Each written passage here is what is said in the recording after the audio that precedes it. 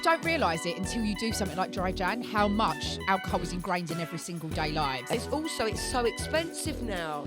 I think a lot of people are choosing to drink in the house more. The bank account panic, you know, the night before you're like, I'll get this one, I'll get this, let's get shots, I'll get I around. hate that. That is like the worst, isn't it? And then you're not only hungover, you look at your bank and you go, oh my God, And you're I spent skint. 200 quid to feel like a bag of shit. We're going to be talking all about drinking, and does dry January really work? Yeah, because, I mean, it's become a bigger and bigger thing, hasn't it? And more and more 100%. people are doing it every year. And I started thinking about this because I saw someone talking about a new trend where instead of doing dry Jan, every month you do a whole week without booze, right? So 1 week a month you don't drink. And that equates to 3 months out of the year that you haven't drunk alcohol. And they were saying, is that a better way to do it rather than just go a whole month and then... But that's going on the basis that that even if like you give up drinking for the month, you drink every other day and every other week. Though, no, but I think a lot of people, even if it's not a lot, will have a or a couple of drinks per week. Per week, 100%. Yeah, I mean, some of us more, a couple of bottles. But the thing is, it's like dry January. You and then do it every year. You didn't do it this year, did you? We're going to get to that. So Yeah. it's literally the first year, I think, I'm going to say minimum 5 years that I've not done dry January. Well, I'm here for it. Yeah. Because she's and so then, and you boring. always moan, Yeah. and then this time she's not drinking. It's like kind of roles reversed here. But the one thing I am going to say is that I regret it. Do you? Yeah. And I'm going to tell you why, because I didn't really have a really full-on Christmas and New Year. No, we were like the littlest hobos this year, weren't I we? know. Do you know what? I just think there's a lot of people that I think were going through the same thing. It didn't feel like there was a lot going on party-wise. And I mean, there was, obviously, you can always find it, but there was nothing that was really interesting. Our Gen X kind of generation, I think. So is that why you decided, because you hadn't really overindulged, you weren't going to bother with dry Jan? Yeah. And that was me thinking you were doing it for me. But the thing is, I mean, drunk February. See, I think this is the cultural change, isn't it? Like, again, like our parents used to go down the pub. They used to go out. We used to go out raving, doing whatever we were doing at weekends. Now, I think lockdown changed a lot with alcohol. People's relationship with alcohol changed a lot during lockdown. I think the measures, like you go to a pub now, I go and have a vodka lime and soda. It's not even touching the sides, because when you're at home, you used to put your own measures. But everyone says the same thing, true. and it's so expensive now. And I think a lot of people are choosing to drink in the house more. I definitely had got to that point where you see a glass of wine as your way to relax in the evening.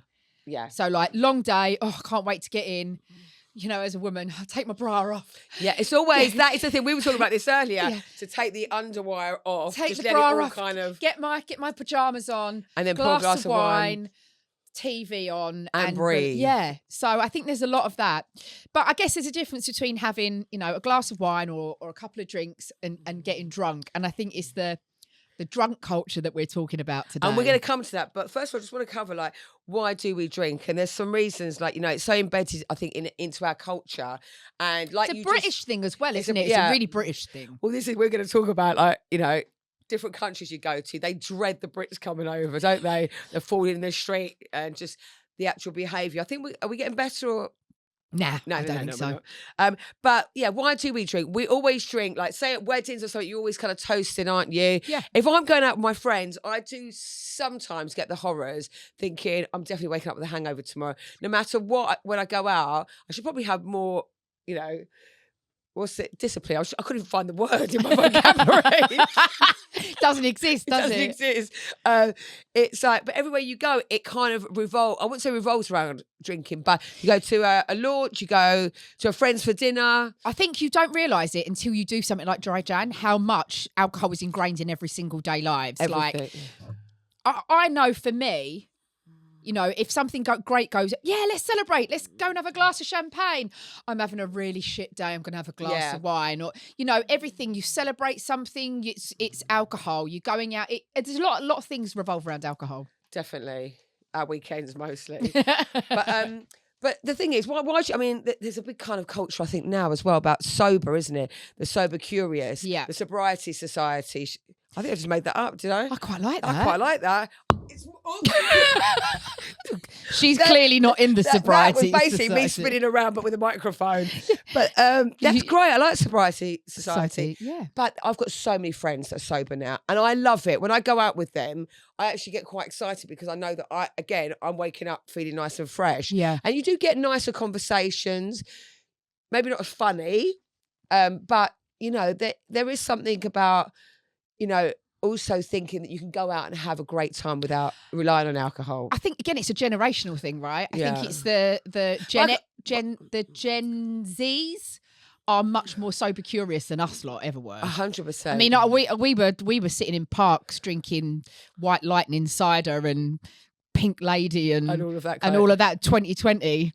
But the thing is, you can understand doing dry January, but can you imagine doing dry Christmas? Dry life. That is dry life. Still dry. No, we're not promoting alcohol, of course, but it's, I don't know. It's a lifestyle, I do isn't think that there might be a stage in my life that I might go sober for a while. It'll be a stage in your life that I'm not in it. Okay, let's move on then. I need Mel. She's like my second arm. So, and my pain in the head. Right. So I was doing a little bit of online looking of, you know, as she does every day. She loves to scroll. I do love to scroll. And talking about the horrors, like, is it worth it? Like the morning after. So the night before, you're always like, no, I'm all right. I can handle my drinks. No worries. Let's get the shots in. I'm really excited. I always get really overexcited. When I've had loads of sleep and I'm feeling really good, I get really excited about going out and having a really good night. But that is when it's dangerous. Yep, because you wake up in the morning and you feel like being hit by a double-decker bath. Yeah. And I wish I hadn't done that. And I felt so good yesterday. And today I feel like shit. We've all had that moment where you're like, you wake up and you go, where am I? Where am I? I've woken up in your house a couple of times, not knowing where I was. Fully clothed, one shoe on. Did I get an Uber? Did I get home? Like that internal panic, the bank account panic, which is, you know, the night before you're like, I'll get this one, I'll get this, let's get shots, I'll get around. I hate that. That is like the worst, isn't it? And then you're not only hung over, you look at your bank and you go, oh my God, and I spent 200 quid to feel like a bag of shit. The text anxiety, you know, when you wake up and you see 57 unread messages, 3 missed calls, and you're like, did I start a fight? What have I said to someone? Who have I offended? Have I still got a job? Like, well, this is the thing I was saying to them earlier. It's like I have to, if times like that, I have to put my phone in the other room. I get proper anxiety because I know, because I can never get hold of you the next day. I don't know. But it's like I can't deal with speaking to people today when I feel like that. No, I'm kind of in between. So I'm either I need to just broach it and go, hi, all right. Yeah, get it out of the way, and then you feel better once you've spoken it out. I need to know if we're still friends. Yeah. Oh right, yeah. Or I have to just completely switch it off. This is what I know that you and I both do. That's why she calls me so many times after a night out. Yeah. Are we still friends? Did I embarrass myself? Am I right? Have I still got a job? Do people still like me? Did I start a fight? All of that goes through your head though, doesn't it? Everything. What is that? The mystery injuries, or as I like to call them, UDIs. Unidentified drinking injuries. When you wake up and you've got bruises and cuts. And why does that happen? And the problem is, if you've got a partner and you've got out with the girls, I've had this before, you get accused of all sorts, but I literally just walked in. Why have you got scrapes on your... Yeah, why? Because I'm like Bambi learning to walk. Do you know what I mean? Again. And it's genuinely, you've just bumped into something or you just had a great time. But then, I mean, if I looked at my man and he come home and he had bruises all over him, or scratches all over him, the first thing you think of is what you've been up to. It's true. It is true. Mm. This is one of my. This is British through and through. I'm done. I'm never drinking again. That's in the morning. The evening. Drink after work. Oh, go on then. There are the dog. Oh just a nice glass of red wine. One of my friends. Her famous saying was, "The only way forward is back." Yeah. Hair of the dog. Do you know what I think one of the worst things as well about drinking is it's the food. My daughter always mate. says this to me. She's like, you don't stop moaning about weight. And the problem is you go out for a few drinks. I'm on a really good one all week, like training. As soon as you go out for a few drinks, next day I'm in Greg's. And my favourite is a sausage bean. I love that one. I'm like, do you know, once Which I one was do you so hungover, steak bake. Oh, all Do day. you? Oh, see, I like the sausage and bean ones. It's mushy and I don't have to chew much. They do these big boxes of like 12. I ordered 12 just for myself. What, steak bakes? I did a mix of steak and chicken bakes. And they came in a big box. They were just me. I ate the lot. What, in one day? Yeah. Really? Yep, So I've got I to can see eat a on a raise of hands. That's a hangover. lot, isn't it? That's excessive. Yeah. Oh, I'm excessive now. Oh, that's excessive. I'm You're just thinking 'cause excessive. that's how much I would probably eat myself. But let's talk about as well, like the generation again. This seems to be a favourite topic on Yeah, it does, every doesn't it? episode that we seem to do. But The youngsters of today. but like today, I think how they'd feel after being out on a night out. It's a lot of depression and stuff, and it's like. I just know a lot of youngsters when they feel like the world's coming down. Yeah. Whereas I think back in the day when we used to get really pissed, we'd be fine the next day. I never knew what hangxiety was until mid to late 30s. That's Yeah. the first time. Before that, the drunker I got, I didn't care. The funnier it was the next time. We used to all just sit around and Yeah. laugh about the stories from the night before. No one was ever embarrassed. No one would do that. I think people are embarrassed now, aren't Yeah. they, about how they behave. Listen, don't get me wrong. Also, it wasn't on social media. It happened on your No. night out and it stayed between your friendship And then group. also you could question, did that actually really happen? Yeah, And if yeah. there's no proof of it, if someone's filmed you, then you're buggered, I'm aren't going to you? quote an Essex quote: lie, cry, and deny. Like that. That is true. So we've got some stories. TikTok. There was a girl on TikTok who put a story up saying, "I am feeling so anxious and hungover. Please post your worst drunk stories so that I feel better brilliant. about my life." And there were some corkers. This is the thing. People voluntarily Yeah. posting things about their worst nightmare. Like for me, would be my worst nightmare for someone to have something recorded of me being really drunk or anything like that and voluntarily posting it. I mean, Well, the reason I started looking into this is because there was something that recently went viral. I showed it to you on the way here. oh, this is brilliant. So there's this American girl and she says, if you're not showering after the bar, what are you even doing? And then British people everywhere have just shown how feral we are. So they have stitched themselves doing the most British things. So she's like, if you're not showering after the bar, what exactly are you doing? And I'm scrolling. And it's just people sitting on the floor with one eye open eating kebabs, people trying to shove McDonald's in their throat, falling in bushes. But that's the thing I think you see, and there's loads of posts up on it on social media of people just being filmed when they're on the train on the way home, but they're actually asleep while they're eating. Yeah. I mean, seeing lots of that. I'm classic for doing that. I said when I feel like you've got to eat though, because otherwise you're not going to have a good night's sleep. I'm a classic for falling asleep on the Central Line and going all the way to Epping and then going all the way back. I've done that a few times. All the way back? Yeah. I woke up not in Hillgate. I'd gone all the way home. Really? Do they not check the train? No one cared. No one woke me up. They just left me. I've never known that before. And the only reason I knew I'd done it is because I'd said to one of my friends from work the next day, what time did we leave the pub? And first of all, he was like, we'll be in the pub. Right. And he said, I think you left at about 10, no later than 10. And I was like, so why did I not get home till 1:30? And then I realised I had just fallen asleep holding my bag like that. And I'd gone all the way to Epping, all the way back. Do you know what, I think one of my worst and funny, well, I suppose it was funny at the time, but not, it was funny now, so not at the time, was I got into a taxi, and back in the day when you should just say the name of your roads and that, it wasn't like Uber, and I got in, said the name of my road, but there was another one that was in Hampstead.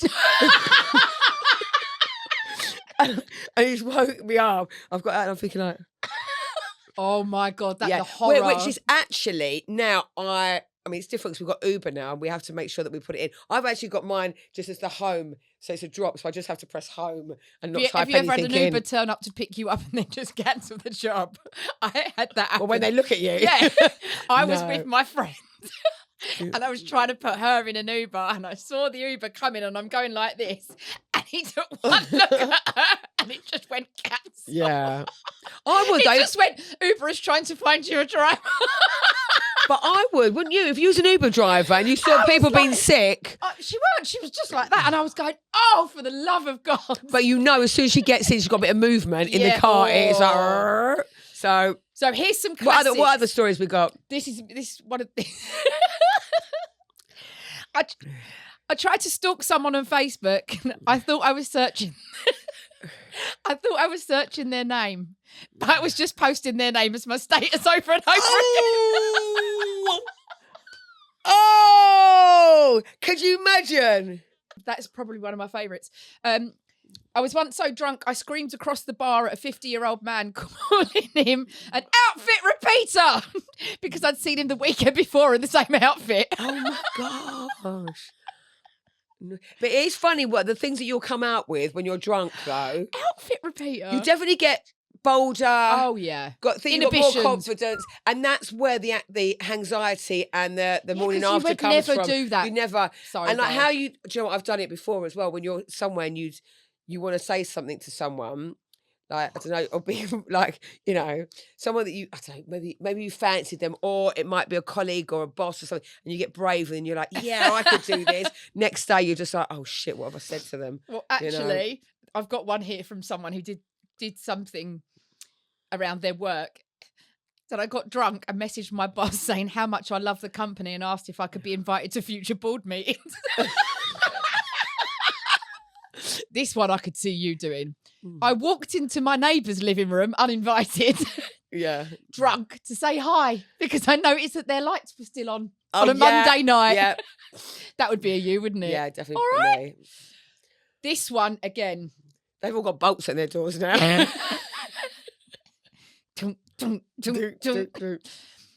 I was once so drunk I posted 100 snaps of me and my friend talking on my main snap story, discussing how much I love my situationship and all my trauma stories. It was up for 10 whole hours. Oh my gosh. Yeah, have you ever done that though, guys? When you posted something and I'm really emotional about something. I'm just talking about a friend actually, because she does this quite a lot, not me. But you put something Not up. me either. No.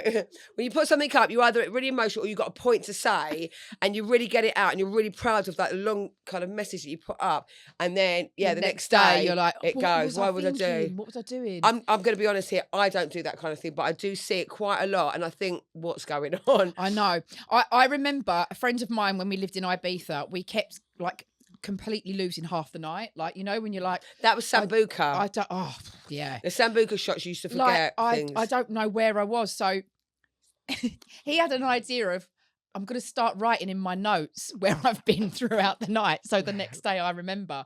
But of course, that only went up to a certain point and then you were too pissed to be bothered to write it. So then I started doing Snapchats so that I would remember where I was in the night.